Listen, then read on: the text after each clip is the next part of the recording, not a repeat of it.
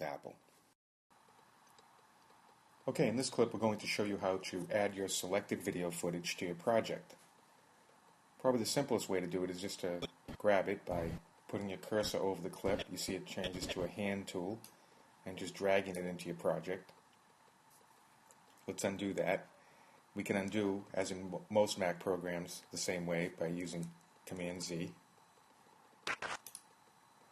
The other way to add it to your project would be to use this tool button here on your toolbar, which is your Add Selection to Project button.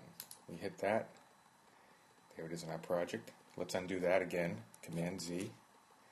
Or you can hit the E button on your keyboard. Now, once you have your clip added to your project, if you look at your source video, you see this orange line at the bottom of some of the video. This line indicates that this particular video is being used in your project.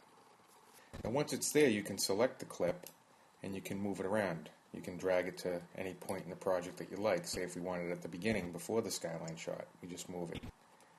Let's move the skyline clip back. And that's how you add a clip to your project.